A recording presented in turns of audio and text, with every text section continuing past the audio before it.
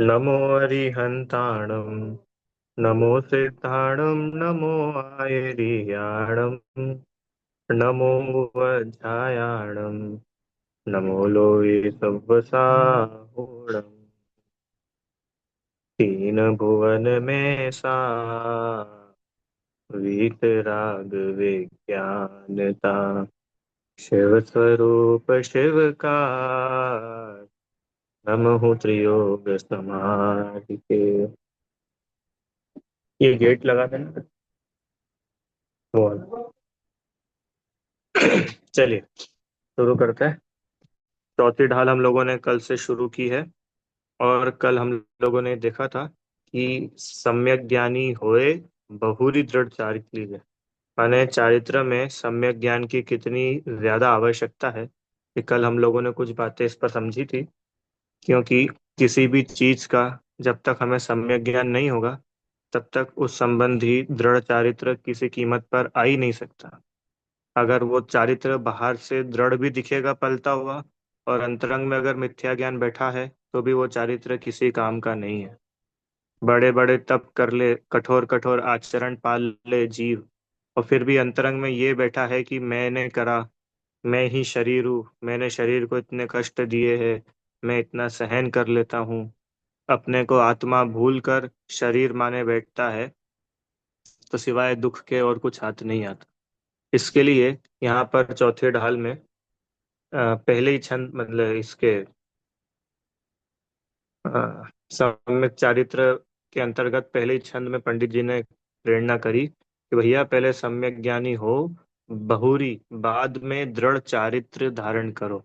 बिना सम्यक ज्ञान के चारित्र जो है वो मोक्षदायक नहीं रहेगा। ठीक है। विशेष चर्चा अपन कल कर चुके थे। अब अपन थोड़ा इसको आगे पढ़ते हैं। अगली पंक्ति। एक देश अरु सकल देश तसु भेद कहीजे। किसकी बात चल रही है? अब क्या चालू हो गया है? सम्यक दर्शन, सम्यक ज्ञान। अब उसके बाद सम्यक चारित्र। मैं लिखा तसु, तसु मतलब उसके, किसके? जिसकी बात चल रही है सम्यक चारित्र के। सम्यक चारित्र के दो भेद है, क्या क्या?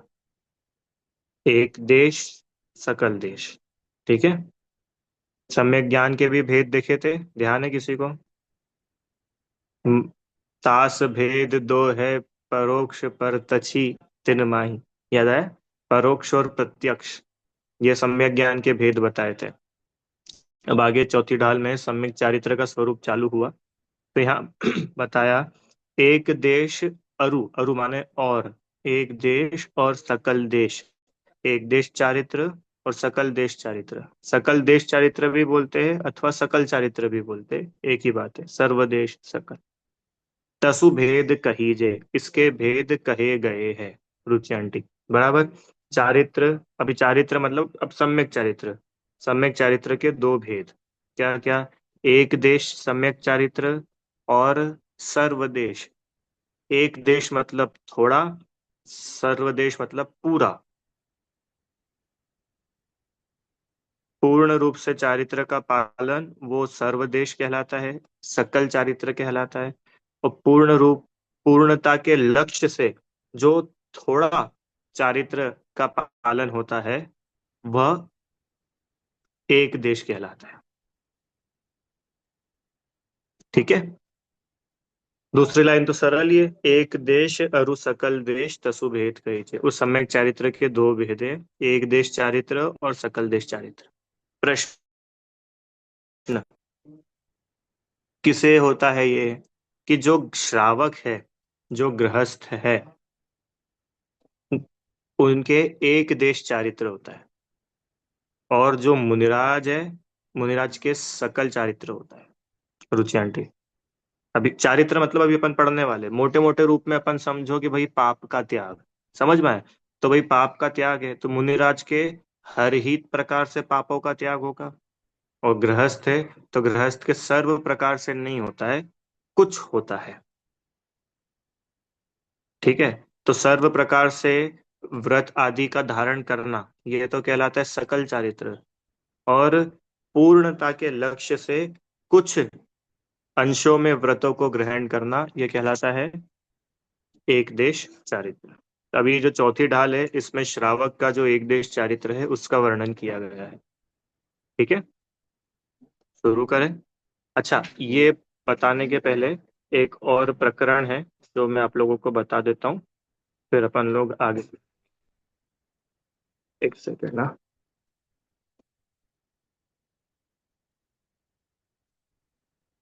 कहाँ मिलेगा ये?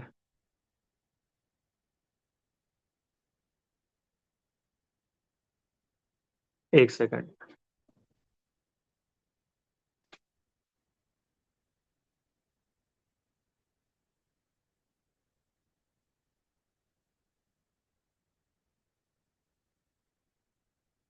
श्रावकाचार्य जी में ही देख लेते, श्रावकाचार्य जी में मिल जाएगा। क्या है कि अभी अभी चारित्र की बात है ना, तो चारित्र में अपन ने भेद तो समझ लिए कि भैया ये एक देश चारित्र है, सकल चारित्र है। अभी एक देश चारित्र के अनेक भेद है, जिसको आप लोगों ने कभी सुना होगा, प्रतिमा, श्रावक की प्रतिमाएं होती है। या ऐसा जनरल सुना होगा ना भैया, ये सात सप्तम प्रतिमाधारी श्रावक है, इनके पांच प्रतिमा है। रुचि आंटी सुना है ना? ये ब्रह्मचारी भैया है, ये सात प्रतिमाधारी है। तो ये प्रतिमा क्या, मंदिर से प्रतिमा ला ला के रखते हैं क्या अपने पास में? प्रतिमा मतलब क्या? क्यों रीता आंटी? अपन कितने प्रतिमाधारी है? तो भैया हमने तो एक भगवान विराजमान करे, तो हम एक प्रतिमाधारी। ऐसा होता है क्या? कि नहीं, ऐसा तो नहीं होता।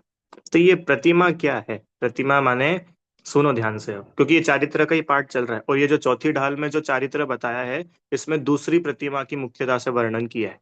11 प्रतिमाएं होती है। एक एक अपन थोड़ा सा देख ले, आज आप लोगों को पढ़ना है क्या? बहुत शॉर्ट में पढ़ते, 11 प्रतिमा है। श्रावकाचार्य जी के आधार से देखेंगे अपन। कहाँ मिलेगा?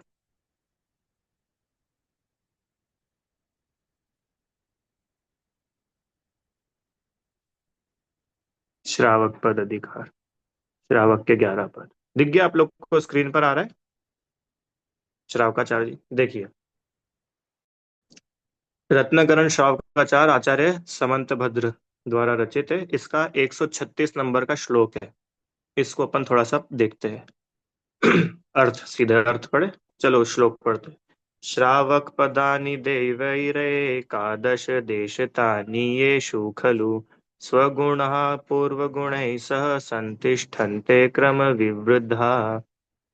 भगवान सर्वज्ञ देव ने श्रावक धर्म के 11 स्थान कहे। वो जो बोलते हैं ना प्रतिमा, प्रतिमा मतलब 11 पद, 11 स्थान, 11 लेवल्स। वे स्थान पूर्व के स्थानों के गुण सहित क्रम से बढ़ते हुए रहते हैं।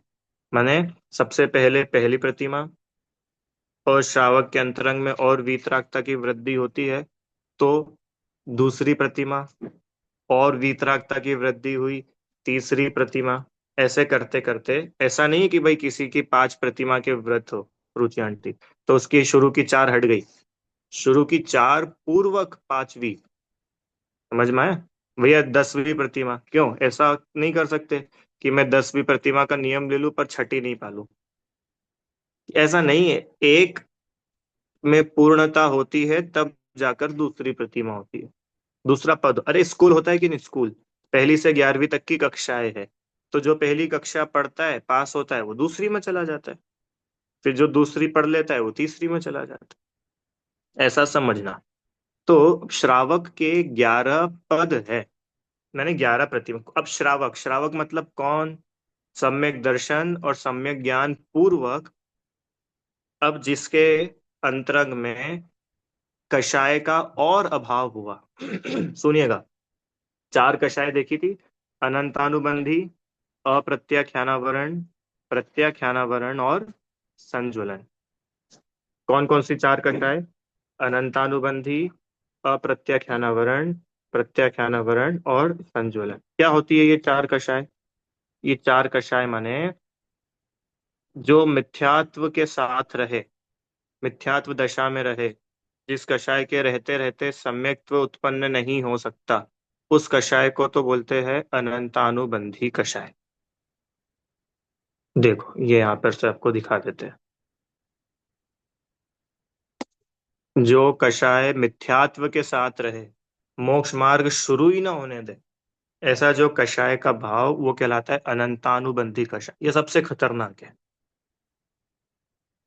इसके आगे माने अनंतानुबंधी क्रोध, अनंतानुबंधी मान, अनंतानुबंधी माया और अनंतानुबंधी लोभ। माने क्रोध मान माया लोभ की इंटेंसिटी कितनी है कि अनंतानुबंधी वाली है। जो मिथ्या दृष्टि जीव है उसके अनंतानुबंधी सहित होती है। अब अनंतानुबंधी कषाय का अभाव हो गया, सुनना ध्यान से। अनंतानुबंधी कषाय का अभाव हो गया, इसका मतलब क्या हुआ कि ये जो चार कषाय है, चार में से कितनी का अभाव हो गया, कितनी नष्ट हो गई? एक नष्ट हो गई और तीन बची है।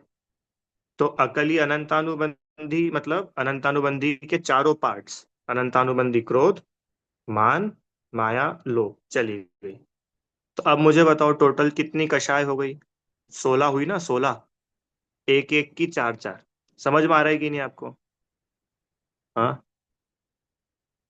अनंतानुबंधी के साथ चार, कौन कौन सी? अनंतानुबंधी क्रोध, अनंतानुबंधी मान, अनंतानुबंधी माया और अनंतानुबंधी लोभ। ऐसे ही अप्रत्याख्यानावरण के साथ चार, अनंत अप्रत्याख्यानावरण क्रोध मान माया लोभ, प्रत्याख्यानावरण क्रोध मान माया लोभ, संज्वलन क्रोध मान माया लोभ। अब ये चारों क्या है? अनंतानुबंधी वगैरह, ये कषाय की इंटेंसिटी है। इंटेंसिटी समझ में आता है ना, कितनी तीव्रता है अथवा कितनी मंदता है, ये चारों से ये समझ में आता है। अब मुनिराज है, मानो मुनिराज, तो महाराज जी को कुछ कषाय होती है कि नहीं होती है, हाँ कि ना? मुनिराज की पूछ रहा हूँ कि होती है। अगर कषाय ही ना बचे तो अरिहंत हो जाएंगे। 12वां गुणस्था। अभी कषाय है तो कौन सी कषाय है कि अनंतानुबंधी नहीं है, अप्रत्याख्यानावरण नहीं है, प्रत्याख्यानावरण नहीं है, संज्वलन कषाय है। माने उनके कषाय तो है पर बहुत कम इंटेंसिटी वाली है। समझ में आया? तो ये कषाय के चार लेवल्स है, चार इंटेंसिटीज है। अब क्या है, जैसे जैसे जीव की मतलब सबसे पहले सम्यक्त्व हुआ, क्योंकि मोक्ष मार्ग की शुरुआत ही सम्यक दर्शन से होती है। ध्यान आया? मोक्ष महल की दूसरी की तीसरी कौन सी सीढ़ी? मोक्ष महल की प्रथम सीढ़ी, पहली सीढ़ी सम्यक दर्शन। तो सम्यक दर्शन से मोक्ष मार्ग की शुरुआत हुई। माने कि सम्यक दर्शन हुआ, माने ये अनंतानुबंधी कषाय चली गई राजू रांटी। क्योंकि अनंतानुबंधी में लिखा है कि जो मिथ्यात्व के दोनों बेस्ट फ्रेंड है, जैसे बेस्ट फ्रेंड होते हैं ना, एक जाएगा तो ही दूसरा जाएगा, एक नहीं जाएगा तो दूसरा नहीं जाएगा। अरे ऐसा होता है कि नहीं होता है? तो अनंतानुबंधी है तो मिथ्यात्व है, और अनंतानुबंधी मिथ्यात्व नहीं है तो अनंतानुबंधी भी नहीं। तो जिसके मिथ्यात्व का अभाव हो गया, जिसके सम्यक दर्शन हो गया, जिसके अनंतानुबंधी का अभाव हो गया, तो उसको क्या बोला? उसके एक कषाय चौकड़ी मिट गई। क्या बोला, रिपीट करिए। एक कषाय चौकड़ी, चौकड़ी मतलब चार, चार का ग्रुप उसको बोलते चौकड़ी। तो एक कषाय चौकड़ी मतलब अनंतानुबंधी के साथ वो जो चारों का ग्रुप है ना, क्रोध मान और माया लोभ, वो चारों चली गई। तो 16 थी, चारों की चार चार, तो अनंतानुबंधी चली गई। अभी कितनी बची? 16 में से चार चली गई तो 12, 12 बची ना। और यूं देखे तो तीन कषाय चौकड़ी बची है। चार कषाय चौकड़ी में से एक कषाय चौकड़ी चली गई, कितनी चौकड़ी बची? तीन कषाय चौकड़ी बची। किसको? कि ऐसा जीव जिसके सम्यक दर्शन तो है पर अभी कोई व्रत आदि नहीं है, कुछ नहीं। और तीसरी ढाल में अपन ने जो बात की थी, जघन्य अंतर आत्मा, याद है क्या? याद बात की थी ना अपन ने, बहिरात्मा, अंतरात्मा, परमात्मा। तो बहिरात्मा माने जिसके चारों ही कषाय चौकड़ी है, उसको अनंतानुबंधी, वो मिथ्या दृष्टि जीव, उसको चारों ही कषाय है, क्रोध अनंतानुबंधी है, प्रत्यय। अब जो जीव सम्यक दर्शन प्राप्त कर चुका है, तो अब वो बहिरात्मा तो नहीं रहा, अब वो हो गया अंतरात्मा। अभी अंतरात्मा में भी तीन वैरायटी है, जघन्य, मध्यम, उत्कृष्ट, उत्तम। तो जघन्य अंतरात्मा कौन? कि जिसके अनंतानुबंधी का अभाव हुआ, बाकी तीन कषाय चौकड़ी जिसके अभी बची है। ठीक है। वो जघन्य अंतरात्मा, सामान्य से सभी सम्यक दृष्टि, अवृति सम्यक दृष्टि जीव, वो सब इसमें आते हैं। देव, नारकी, अवृत्ति सम्यक दृष्टि मनुष्य, अवृत्ति सम्यक दृष्टि तिर्यंश, वो सब इसमें आ गए। अब दूसरा देखो, अब अपने को ये आज पढ़ना है। दूसरी है अप्रत्याख्याना वरण कषाय। उस शब्द को तोड़ो। प्रत्याख्यान मतलब क्या होता है? त्याग। बोलते ना इन्होंने हम प्रत्याख्यान करते हैं। श्वेतांबर में चलता है ये शब्द अधिक प्रचलन में, प्रत्याख्यान। पच्चक खांड भी बोलते हैं इसको, पच्चक खांड। प्रत्याख्यान माने त्याग। अब उसके साथ लगाए अ। अ का मतलब क्या हुआ? नहीं। त्याग नहीं। आवरण। आवरण मतलब ढका हुआ। अब इसको सबको क्लब करो, सबको जोड़ लो। अप्रत्याख्यान आवरण, रीता आंटी। अप्रत्याख्यान आवरण कषाय मतलब कि जिस कषाय के उदय से, जिस कषाय के रहते रहते देश चारित्र का घात होता है। अभी अपन ने पढ़ा ना, एक देश और सकल देश। तो अप्रत्याख्यान आवरण मतलब जीव थोड़ा भी चारित्र नहीं धारण कर पाए, थोड़ा भी नहीं। सम्यक दृष्टि वो हो गया, पर अभी थोड़ा, कल अपन ने नहीं बात की थी। बताओ, नेमिनाथ सम्यक दृष्टि है और बिना छना पानी में नहा रहे। क्यों? क्योंकि अभी अप्रत्याख्यानावरण कषाय है। अगर यह प्रत्याख्यानावरण कषाय नहीं होती ना, तो उनको भी व्रत के परिणाम होते, ऐसे अविरति परिणाम नहीं होते। परिणति संकुचित हो जाती है, फैलती नहीं है।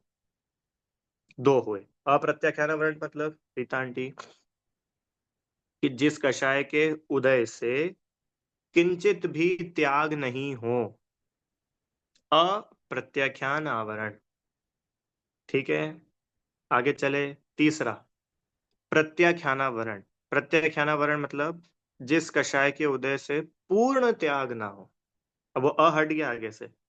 प्रत्याख्यान मतलब त्याग, आवरण कि भैया वो थोड़ा बहुत तो जीव त्याग कर पा रहा है, पर वो 100% अभी त्याग नहीं कर पा रहा। क्यों? क्योंकि इसके अभी प्रत्याख्यानावरण कषाय का उदय चल रहा है। ठीक है। अब इसको इस साइड से समझो, कि किसी जीव के अगर दो कषाय चौकड़ी का अभाव हुआ। सुनना सब ध्यान से। कितनी कषाय का? दो कषाय चौकड़ी।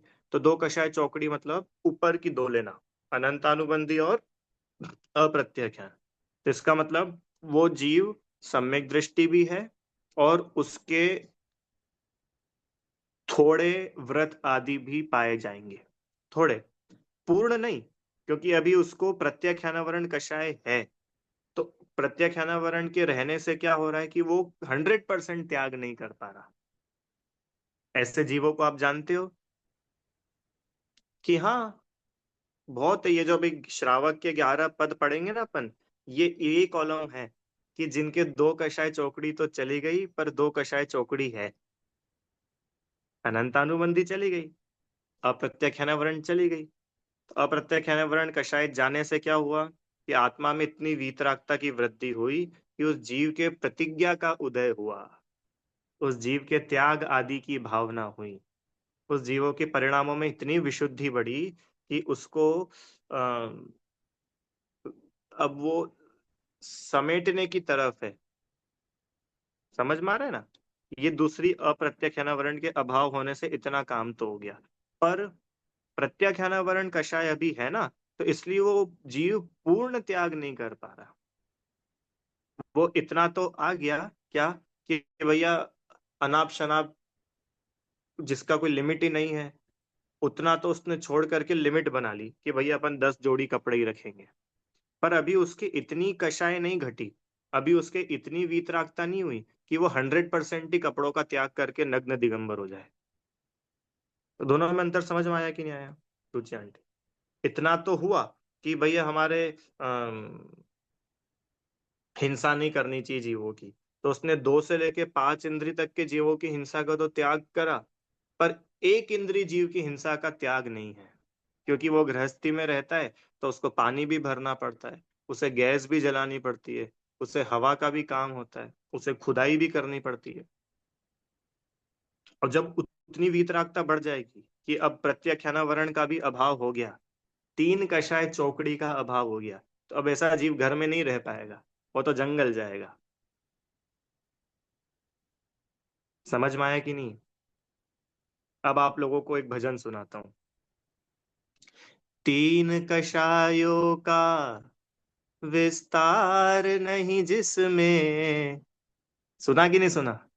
सुना है ना, निर्ग्रंथों का मार्ग, तो उसमें एक ये लाइन आती है, तीन कषायों का। तो कौन कौन सी तीन कषाय? क्रोध, मान और माया? कि माया, लोभ और क्रोध? कि नहीं, अनंतानुबंधी, अप्रत्याख्यान और प्रत्याख्यान, इन तीनों कषाय का जिसमें अभाव है, वो मुनि दशा, वो निर्ग्रंथों का मार्ग। ऐसे निर्ग्रंथ मुनिराज। समझ में आया ना? पर देखो, अब मुनिराज है, उनके 16 में से 12 कषाय का अभाव तो हो गया, पर अभी भी उनके चार बची है। एक कषाय चौकड़ी बची है। कौन सी है वो एक कषाय चौकड़ी? इस संजोलन कषाय अभी है। तो इसलिए भी उनको पूर्ण वीतरागता नहीं हुई। समझ में आ रहा है कि नहीं आ रहा? ठीक है। सम्यक दृष्टि जीव के एक कषाय चौकड़ी का अभाव। व्रति, गृहस्थ व्रति सम्यक दृष्टि जीव के दो कषाय चौकड़ी का अभाव। मुनिराज आदि तीन कषाय चौकड़ी का अभाव। और चार कषाय चौकड़ी का अभाव किसको हो जाएगा? जो अपन ने बात की थी, उत्तम अंतरात्मा और परमात्मा। ठीक है। चले अब आगे श्रावकाचार्य जी में। तो अब जो ये श्रावक के 11 पद है, रीता आंटी, श्रावक की 11 प्रतिमाएं, अभी किस श्रावक की बात चल रही है 11 प्रतिमाओं में? कि वो श्रावक जिसके दो कषाय चौकड़ी का अभाव हुआ, ऐसा जीव। माने, अब ये इसमें इम्प्लाइड है कि ये जितनी भी बात चलेगी ना आगे, इसमें सम्यक दर्शन तो इंक्लूडेड है ही सही। क्योंकि अगर सम्यक दर्शन नहीं हुआ तो पहली कषाय का भी अभाव नहीं हुआ है। तो इंक्लूडिंग सम्यक दर्शन अब आगे की बात चल रही है। चले आगे। तो ऐसा श्रावक, ऐसा जीव जिसके दो कषाय चौकड़ी का अभाव हुआ, माने उसकी आत्मा में इतनी वीतरागता की वृद्धि हुई, वह जीव अब त्याग की ओर बढ़ता है। वो जीव अब चारित्र की ओर बढ़ रहा है। तो ऐसे जो जीव है ना, ऐसे जीवों की 11 कैटेगरीज है। कितनी कैटेगरी है? 11। जैसे जैसे ऊपर ऊपर जाएगा, माने ऊपर ऊपर के जीव की वीतरागता और अधिक अधिक। ठीक है। तो ये श्रावक की 11 पद, 11 प्रतिमाएं होती है। शुरू करें। आज अपन 11 प्रतिमा पढ़ ले थोड़ी सी। देखो, श्रावक के 11 पद ये है। सबसे पहला, दर्शन। दर्शन प्रतिमा या दर्शन, अब प्रतिमा सब में कॉमन है। दर्शन पहली प्रतिमा, तो पहली प्रतिमा मतलब दर्शन। दर्शन मतलब, दर्शन मतलब कि रोज भगवान के दर्शन करना, ये दर्शन प्रतिमा। ऐसा नहीं है, इसका नाम दर्शन प्रतिमा नहीं है। रीता आंटी कि है भैया, हम तो यही मानते थे अभी तक, और हम खुद दर्शन करते भगवान के रोज, क्यों? तो हम हो गए कि नहीं एक प्रतिमाधारी? अरे सुनो, दर्शन प्रतिमा किसे बोलते हैं? जो दर्शन का अर्थ है यहाँ पर सम्यक दर्शन, जो सम्यक दर्शन के 25 दोषों से रहित हो, निरंतर संसार, शरीर और भोगों से विरक्त हो, पंच परमेष्टि ही जिसको शरण भूत हो। अच्छा, नहीं आया क्या? एक मिनट। अरे अरे, आ गया अभी? कब आ गया? ठीक है। अच्छा है आपने बता दिया। देखो, सम्यक दर्शन के 25 दोषों से रहित हो। 25 दोष तीसरी ढाल में पढ़ चुके, रिवाइज तो नहीं करना है। 8 मद, 8 दोष, 6 अनायतन, 3 मूर्ता। चलो, तो जो ऐसे 25 दोषों रहित, माने निर्दोष सम्यक्त्व का जो पालन करता हो, प्रीतांटी, जो निरंतर संसार शरीर और भोगों से विरक्त है। दो। तीसरा, पंच गुरु चरण शरणो, जो जिसको पंच परमेष्टि ही जिसके लिए शरणभूत है। सर्वज्ञ भाषित जीवादि तत्वों का श्रद्धान करने वाला हो, वह सत्यार्थ मार्ग में ग्रहण करने योग्य दार्शनिक श्रावक प्रथम पद का धारक होता है। ये है पहली प्रतिमा। सम्यक दर्शन सहित संसार शरीर भोगों से विरक्ति जिसके अंतरंग में पाई जाती हो वो। दूसरे ग्रंथों में पहली प्रतिमा के संबंध में और भी मिलता है, जिसके सप्त व्यसन का त्याग हो, जिसके 8 मूल गुण हो, मध्य मास मधु और पंच उदंबर फलों का जिसके त्याग हो, वह पहली प्रतिमाधारी श्रावक होता है। ठीक है, आगे चले। दूसरी प्रतिमा। अभी क्लियर हुआ, पहली प्रतिमा ये नहीं है कि सिर्फ दर्शन करना और फिर रोटी खाना। पहली प्रतिमा मतलब शुद्ध सम्यक दर्शन होना, दोषों रहित सम्यक दर्शन का पालन, वह दर्शन नाम की पहली प्रतिमा। दूसरी प्रतिमा क्या है? दूसरी प्रतिमा का नाम है व्रत प्रतिमा। देखो यहाँ लिखा है, दूसरी प्रतिमा का नाम क्या है? व्रत प्रतिमा। अब ये व्रत प्रतिमा वो है जिसको चौथी डाल में दौलत राम जी ने बताया है। और इसी श्रावकाचार्य जी में तो एक एक अधिकार लिखे, गुण व्रत अधिकार, शिक्षा व्रत अधिकार पहले। ठीक है, तो उसको तो अपन अभी डिटेल में पढ़ेंगे। सामान्य से दूसरी प्रतिमा माने जो श्रावक के 12 व्रतों को धारण किया जाता है। उन 12 व्रतों की चर्चा अपन इस चौथे ढाल में करने ही वाले हैं। 5 अणुव्रत, 3 गुण व्रत, 4 शिक्षा व्रत, 5 और 3 8, 8 और 4 12। कल्पना आंटी जी, श्रावक के 12 व्रत। कौन श्रावक के? कि जिस श्रावक के दो कषाय चौकड़ी का अभाव हुआ, ऐसा सम्यक दृष्टि ज्ञानी श्रावक, उसके अंतरंग में भी इतनी और वीतरागता की वृद्धि हुई है कि अब उसने 2 प्रतिमाओं के व्रत धारण किए हैं। तो 2 प्रतिमा के व्रत मैंने, व्रत नाम ही उसका है व्रत प्रतिमा, माने उस जीव ने व्रत धारण किए। कौन कौन से वो व्रत, वो चौथी ढाल में अपन विस्तार से पढ़ने वाले हैं।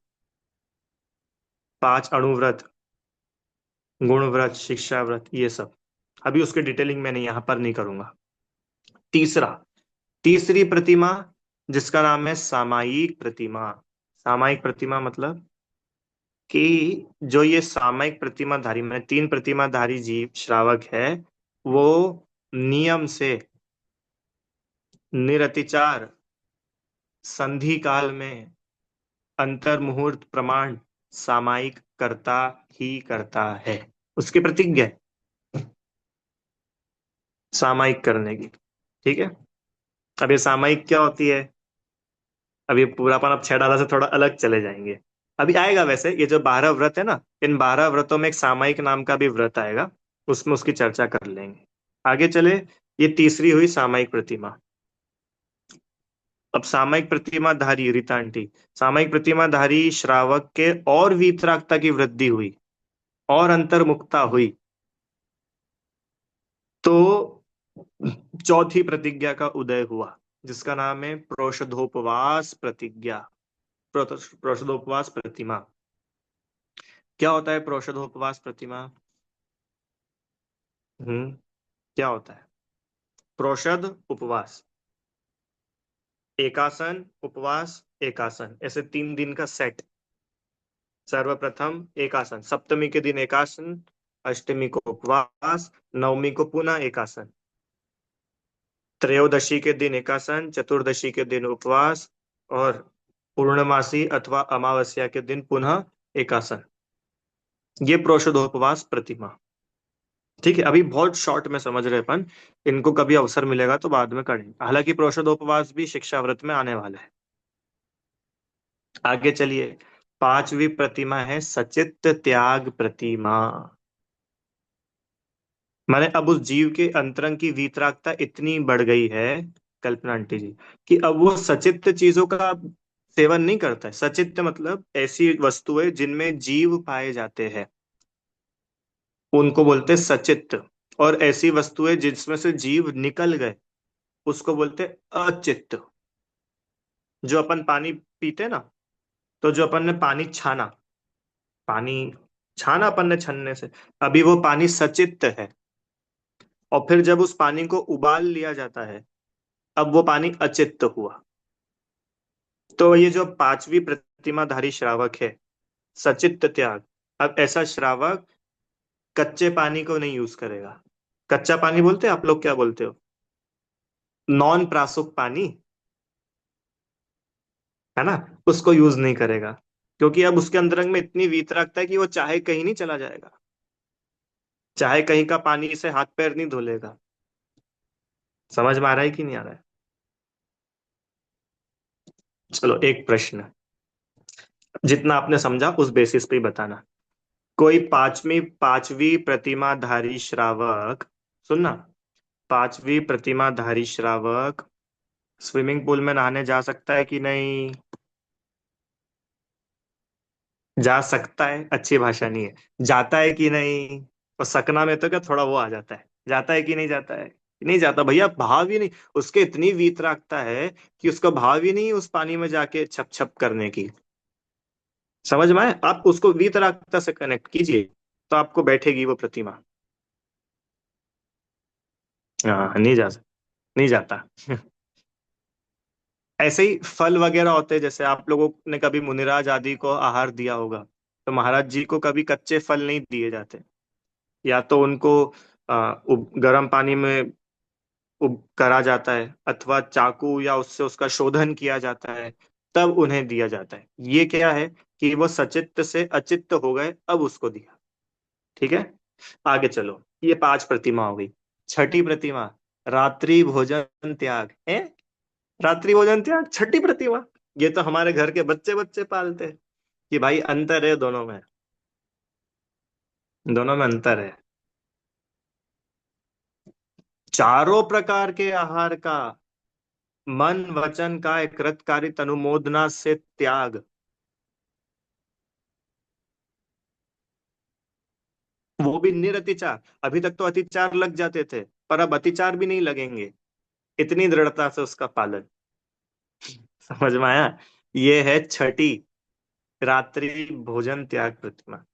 किन्हीं ग्रंथों में रात्रि भोजन त्याग प्रतिमा के स्थान पर दीवा मैथुन त्याग प्रतिमा का नाम आता है। दीवा मैथुन मतलब कि भाई गृहस्थी में तो है ही, पति पत्नी साथ में ही रहते हैं, तो रात्रि में भोग नहीं भोगेंगे छठी प्रतिमा में। सोच रहा, छठी प्रतिमा में ये प्रतिज्ञा है जीव की कि हम रात्रि में काम सेवन नहीं करेंगे, उसका त्याग। ठीक है, अब आगे चलो। सातवीं ब्रह्मचर्य प्रतिमा। ब्रह्मचर्य प्रतिमा मतलब कि पर स्त्री का तो त्याग दूसरी प्रतिमा ही में ही कर दिया था, वो पढ़ेंगे अभी अपन। ब्रह्मचर्य अणुव्रत, पर स्त्री का त्याग, पर पुरुष का त्याग, वो तो दूसरी प्रतिमा में ही हो गया था रीता आंटी। और छठी प्रतिमा तक तो यही प्रतिज्ञा हो गई थी कि रात्रि में सेवन नहीं करेंगे।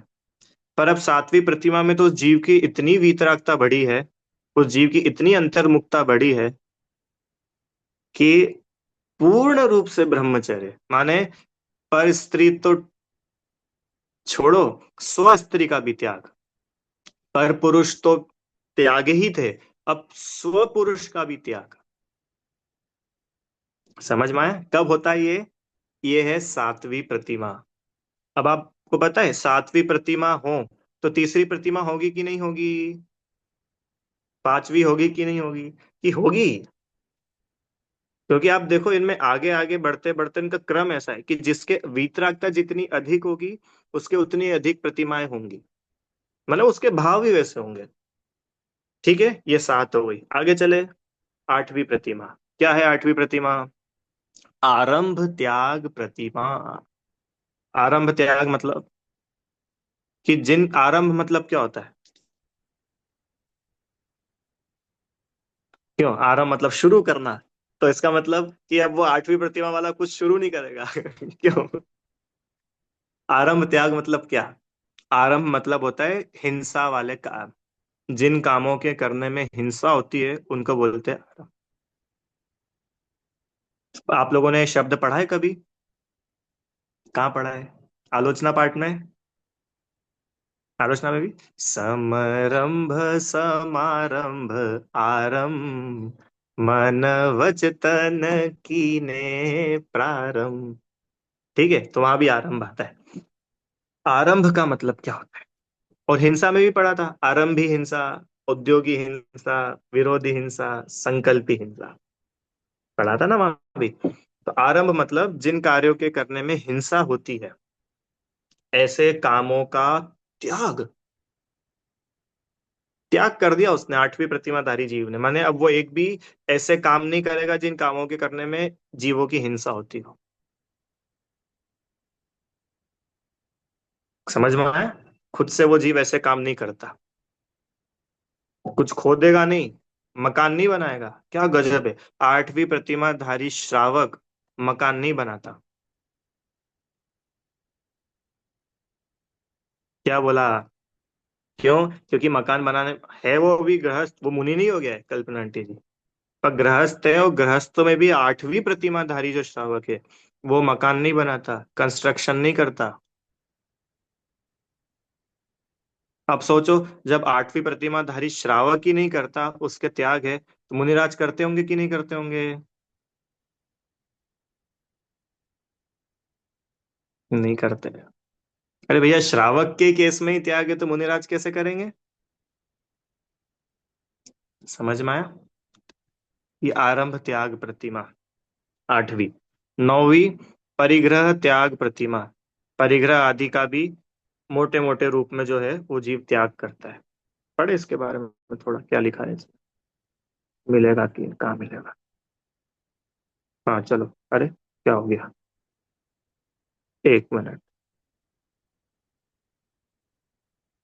हाँ, ये आरंभ त्याग हो गया। देखो, जो जीव हिंसा के कारण है, सुनो, ऐसी नौकरी, मैंने सर्विस, जॉब, कृषि, कि, किसान, खेती, व्यापार आदि से, मुख्यता से, तथा असी, असी मतलब हथियार, तलवार बाजी, लेखन, शिल्प कर्म में भी जिनमें हिंसा होती है, ऐसे आरंभों से विरक्त होता है, वह आरंभ निवृत्त नामक आठवें पद का धारी श्रावक होता है। समझ में आया? आठवीं प्रतिमा माने अब वो ऐसा जॉब, ऐसी बिजनेस भी नहीं करेगा, क्या, जिसमें जीव हिंसा होती हो।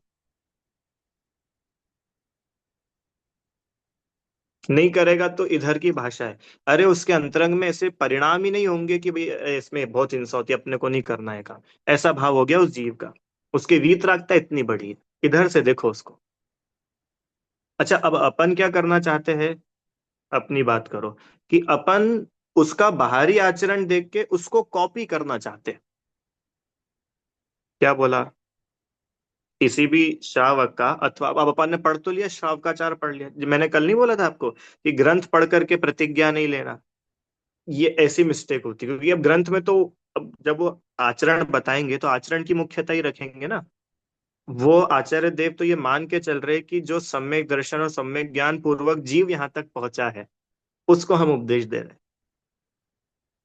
तो अपन ने यहाँ पर तो पढ़ लिया। क्या पढ़ लिया? कि ये सब काम जब वो त्याग कर रहा है, इसका मतलब बुरा ही है।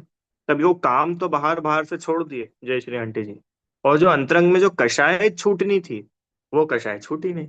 तो क्या होता है फिर? क्लेश होता है, दुखी होते हैं। प्रतिज्ञा भी ले लेते, पर वो प्रतिज्ञा से अपन दुखी होते हैं। क्यों होते हैं? क्योंकि कषाय उतनी घटी नहीं थी, और काम हमने बड़ा किया, कल्पना आंटी जी। तो वो फिर इसलिए जीव दुखी होता है। समझ में आया ना?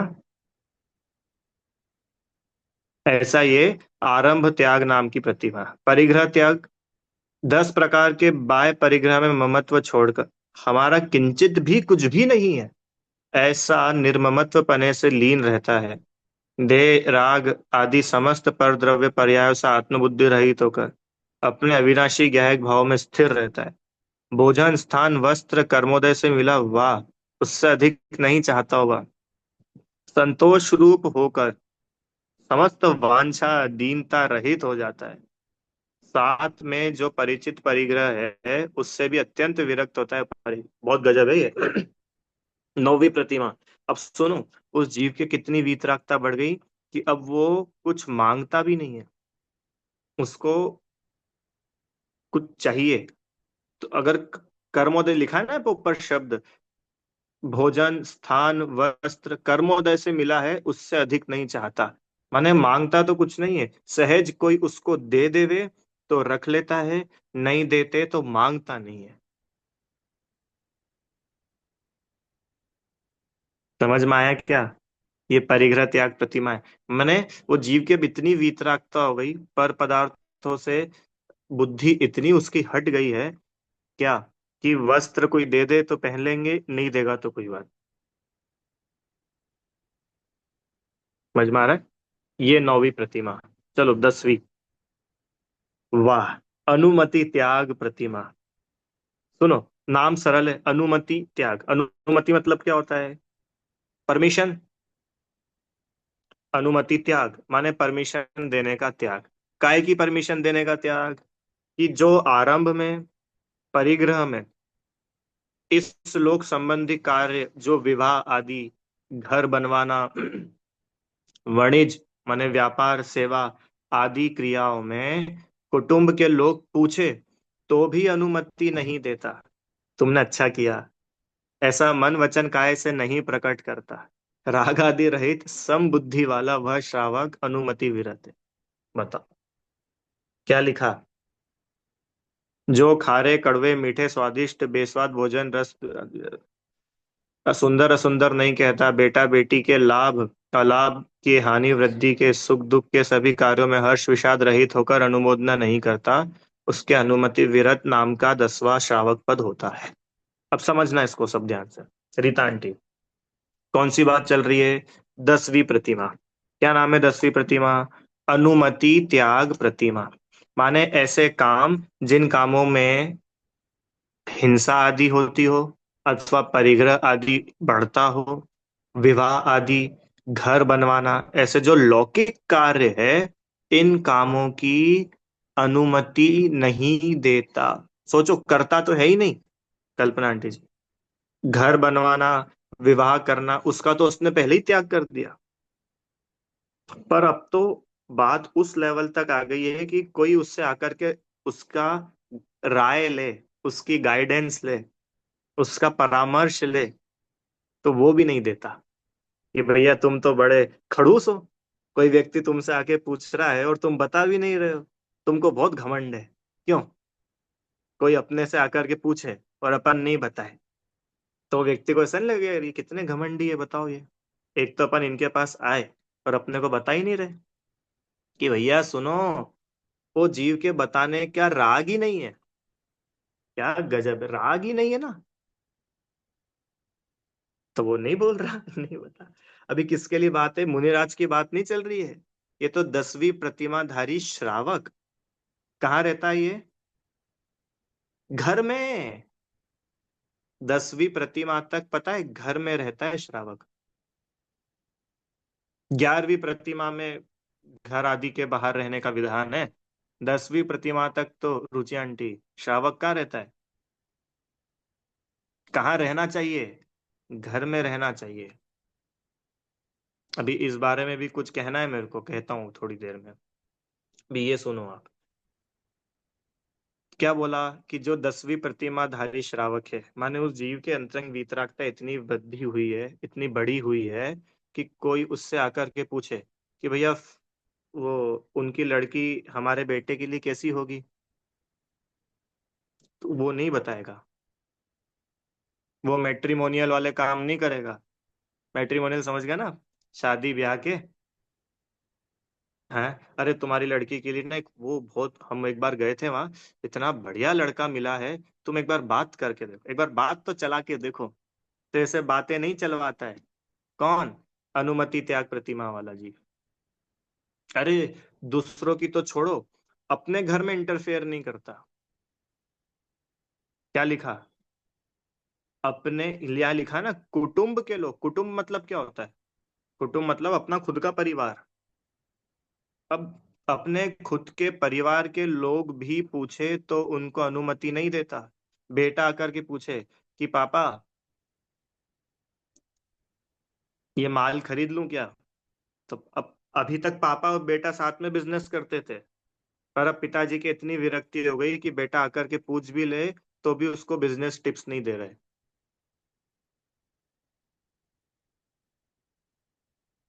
अब मेरे को इतना आश्चर्य होता है, अब आप लोग थोड़ा संभल के सुनना, कि जब एक 10वीं प्रतिमाधारी श्रावक के लिए ये विधान है कि अपना दुनियादारी अपनी कैसे बढ़े, अपना घर गृहस्थी कैसे बढ़े, परिग्रह कैसे बढ़े, सुनना ध्यान से। रीता आंटी, हमारा व्यापार कैसे चले, व्यापार कैसे बढ़े, लड़का लड़की की शादी हो कैसे हो, 10वीं प्रतिमाधारी श्रावक के लिए ही इन सब का निषेध है। वो ये सब का, मैं मन से तो कुछ नहीं बोल रहा, शास्त्र आपके सामने खुला है, रत्नाकरण श्रावकाचार्य। वो जीव के तक इन सब चीजों का निषेध है, तो क्या कोई मुनिराज इन सब चीज की राय देंगे?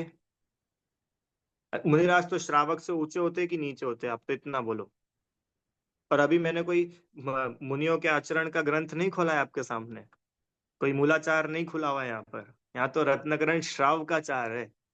और श्रावकों के लिए समंत भद्र आचार्य का ये उपदेश है, जय श्री आंटी जी, क्या कि 10वीं प्रतिमाधारी श्रावक के अंतरंग में इतनी वीतरागता होती है कि खुद का सगा बेटा भी आकर के पूछे तो अनुमति नहीं देते, कुछ कहता नहीं, इन्वॉल्व नहीं होता, राय नहीं देता कि तुम ऐसा कर लो, ऐसा कर लेना, ऐसा करोगे तो तुमको खूब प्रॉफिट होगा, ऐसा मत करो यहाँ नुकसान हो जाएगा। मनोरमा आंटी, तो जब एक श्रावक के लिए ये उपदेश है, तो फिर हम और आप जैसे अज्ञानी लोग मुनिराज के पास में क्यों चले जाते हैं? ये मेरा प्रश्न है। महाराज जी, कुछ ऐसा बताओ कि हमारा व्यापार चल पड़े, कि भैया तू गलत जगह गया है। तेरे को अगर व्यापार बढ़ाना है तो किसी बिजनेस कोच को पकड़, यूट्यूब पे खूब मोटिवेशनल स्पीकर है, उनको पास जा, उनको फीस दे और उनसे ले बिजनेस टिप्स, कौन मना कर रहा है तुझे? पर तू गलत जगह गया है। क्यों? क्योंकि तू जिनके पास में गया है, आगम उन्हें परमिशन ही नहीं दे रहा है। श्रावक तक के लिए लिखा है। बोलो, समझ में आ रहा है कि नहीं? बहुत गहरा ये आप, क्या है, अपन लोग स्वाध्याय नहीं करते। और ये रत्नाकरण श्रावकाचार तो बिल्कुल बेसिक ग्रंथ है, बेसिक, कोई कठिन नहीं है इसमें। अच्छा बताओ, मैंने इतनी देर में जो कुछ पढ़ा, आप लोगों को कुछ कठिन लगा इसमें? कितना सरल है। पता है, ये 10वीं प्रतिमा त्याग, 10वीं प्रतिमा धारी रह घर में रहा है, और बहू आकर के पूछे पिताजी भोजन में क्या बना ले, पिताजी मेन्यू नहीं बताएंगे? समझ में कुछ नहीं बताएंगे। ये है प्रतिमा का स्वरूप। ये है वो कषाय, दो कषाय चौकड़ी के अभाव वाले जीव की परिणति। कल्पना आंटी जी, इसलिए मैंने शुरू में बताया था कि जब दो कषाय चौकड़ी के अभाव में ये दशा है, तो आप इमेजिन करिए, तीन कषाय चौकड़ी के अभाव वाले महामुनिराज, वे कैसे वीतरागता की मूर्ति होते होंगे। समझ में आ रहा है क्या आप लोगों को? कभी किसी लौकिक प्रयोजन से किसी मुनिराज के पास नहीं जाना, कभी भूल कर नहीं जाना कि महाराज जी हमारा व्यापार बढ़ जाए, कुछ बता दो। आप गलत जगह गए हो। वो बता रहे कि नहीं बता रहे उनका वे जाने, पर आपने जाकर के तो मिथ्यात्व को बढ़ावा दिया है। और पता है, जो जीव ऐसे काम करता है वो ये अप्रत्यक्ष अनावरण कर्म बांधता है।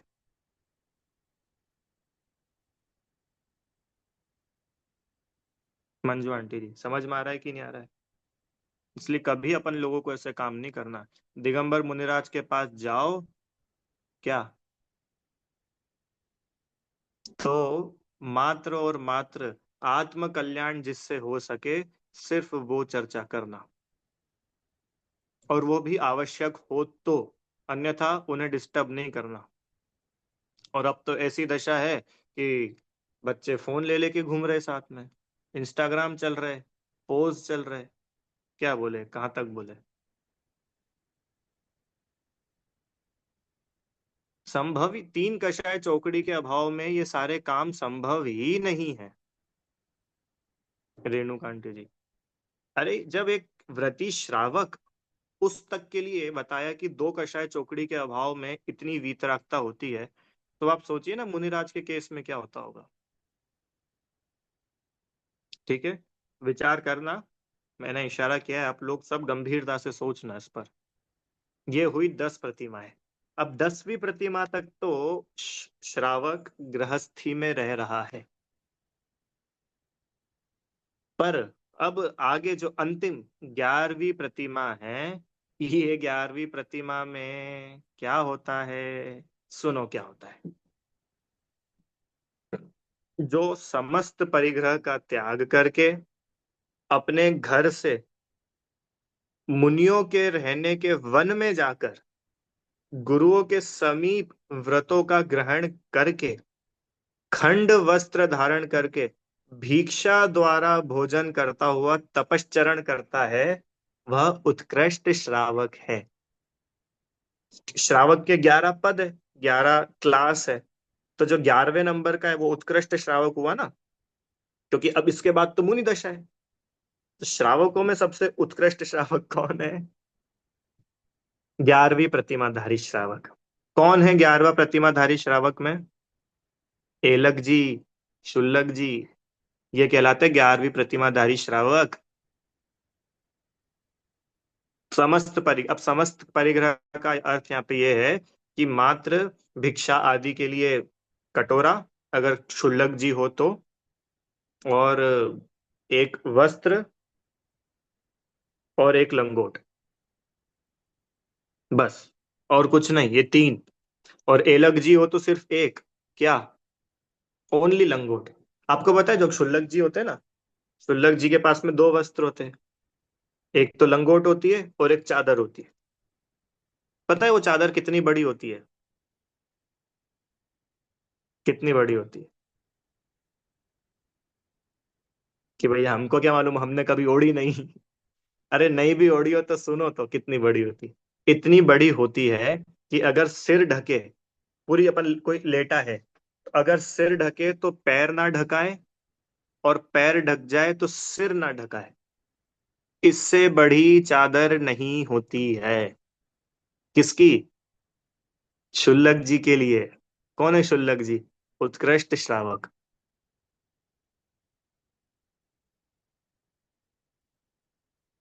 ठीक है, तो कौन है 11वीं प्रतिमा वाले त्याग वाले जीव?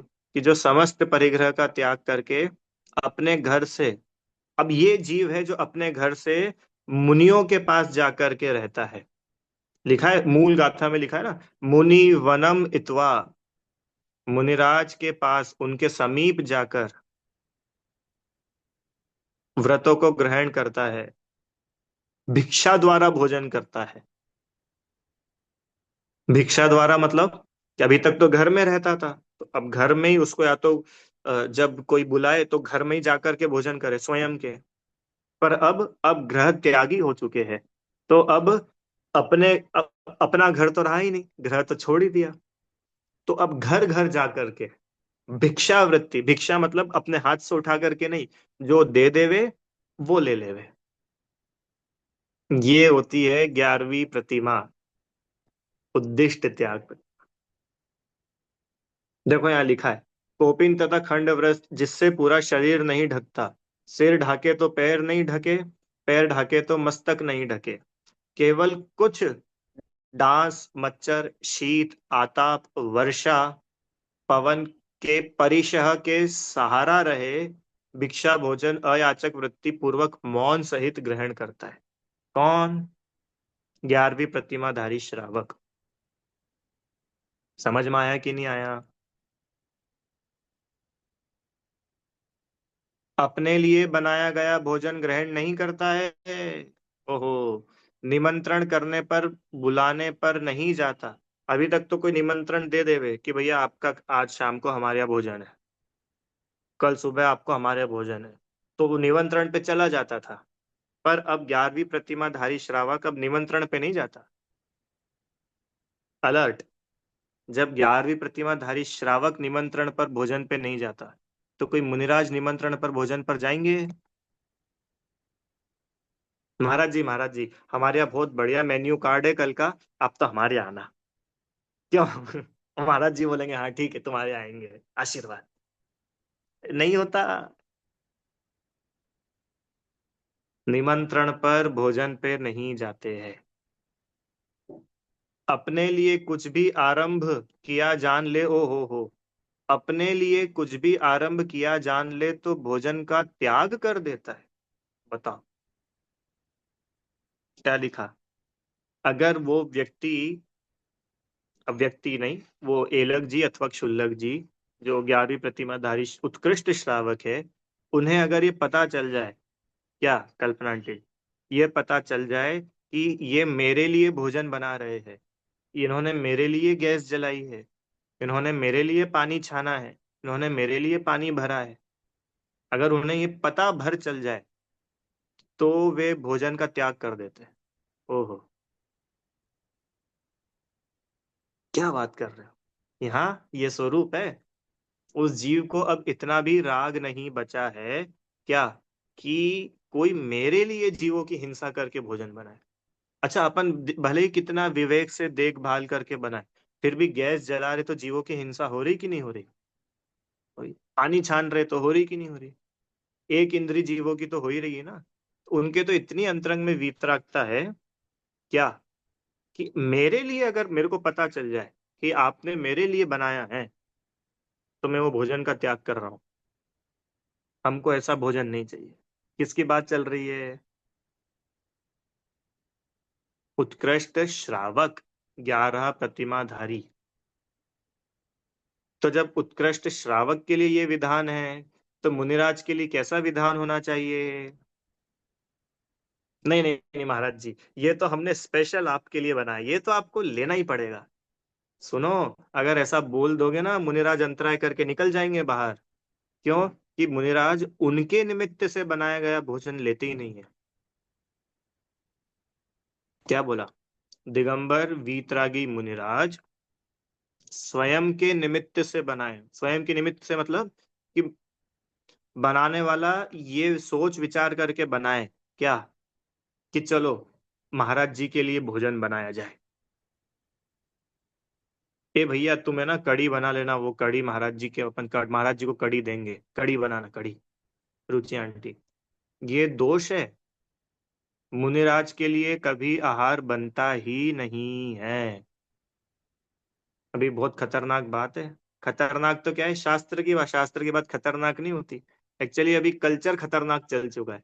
तो ये सुनने में आपको लग रहा होगा कि भैया कैसी बात कर रहे हो। ऐसा है। और इस बात को मैं विस्तार से छठी ढाल में लूंगा। आप लोग जब क्लास मिस मत करना। छठी ढाल में मुनिराज का स्वरूप आएगा ना, तो मैं मूल ग्रंथ में से आपको ये बातें पढ़ करके बताऊंगा कि मुनिराज अपने निमित्त से बनाया गया आहार ग्रहण वो पता चल जाए तो तत्काल अंतराय मान करके निकल जाते हैं। अरे यहाँ तो श्रावक की बात लिखी है। ठीक है। इस प्रकार से ये दो कषाय चौकड़ी के अभाव रूप जो वीतरागता प्रकट होती है, उस प्रकार से ये श्रावक के कुल 11 पद, श्रावक की 11 प्रतिमाएं बताई है। अब इन 11 प्रतिमाओं में से चरणान्योग ग्रंथों में मुख्य रूप से दूसरी प्रतिमा का वर्णन किया जाता है, जो अब चौथी ढाल में भी उसी का वर्णन दौलत राम जी ने किया है, जिसका नाम है व्रत प्रतिमा। और उस व्रत प्रतिमा में क्या आने वाला है? श्रावक के 12 व्रत। क्या आने वाला है? श्रावक के 12 व्रत। ठीक है। तो अब ये जो 12 व्रत है, उनकी चर्चा अपन अब अगली क्लास से कल से शुरू करेंगे। अब किसी को कुछ कहना हो, कुछ प्रश्न हो, तो संक्षिप्त में आप लोग पूछ लीजिए।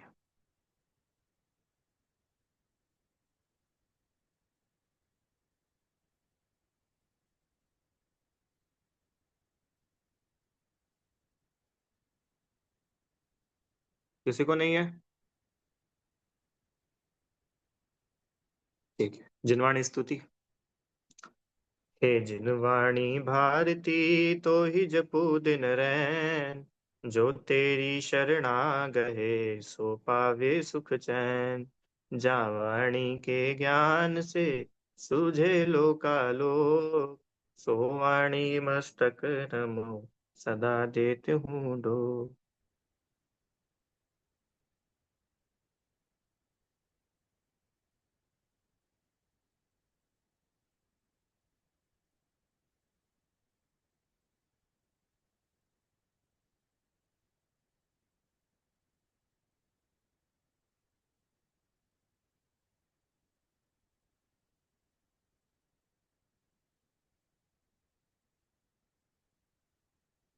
अभी आप लोगों को प्रश्न होगा कि भैया, जब श्रावक ही अपने निमित्त से बनाया गया भोजन नहीं ले रहा है, तो फिर मुनिराज के केस में कैसे होता होगा, और फिर मुनिराज की आहारचर्या कैसे पॉसिबल होगी। तो ये सब चर्चा अपन छठी ढाल के लिए थोड़ा पेंडिंग रख लेते हैं। ठीक है, उस पर डिटेल में करेंगे। फिर भी संक्षिप्त में इतना है कि जो स्वयं शुद्ध भोजन करेगा, उसके घर में सदा ही शुद्ध भोजन उपलब्ध रहेगा। तो मुनिराज चाहे जब पधार जाए, उसको अलग से तैयारी नहीं करनी पड़े। ठीक है। जय जय।